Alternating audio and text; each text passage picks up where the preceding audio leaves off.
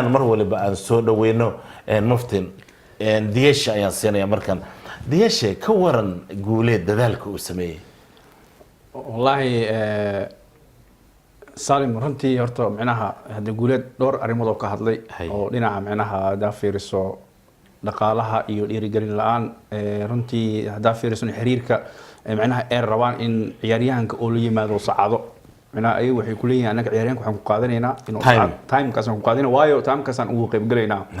balse marka hadda noocaas markay arrintii gaarto marka waxa la rabaa in ciyaaryahanka ta asaga macnaha la maalgeliyo yes in muddo 2 sano ku qaadato 3 sano ku qaadato si loo soo gaaro saacada xiriirka ay rabaan gartay macnaha xiriirka hadda wuxuu kala leeyahay dhowr macnaha ordo kala duwan ay qabtaan kula amisan aan ordo kula hada aqoonsi sad uma leeyahay hada guulad soo sheegay wuxuu yiri macnaha hadii la rabo in la gaaro saacada ay rabaan waa inuu tababaro hela waa inuu dhakhtar hela waa in markaasi traagi inta loo baahan yahay inuu sameeyo marka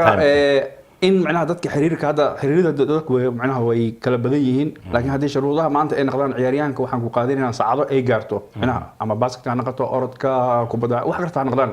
laakiin waa in la fahmaa in xiriiradu waa inay fahmaan general all ay lama inay wada fahmaan hadii ciyaaryahanka dalka joogo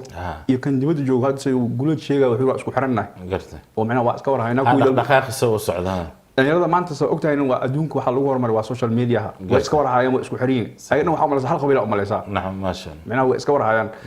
dabcan hadii oo la rabo macnaha teeda kalena hadana meesha waxa imaanaya dhinaca oo dhaqaalaha waxa imaanaya amniga dhanka dhaqaalaha ayaa horta ka taagan siiba dhalinyarada marka ay sida Masar oo kale ay joogan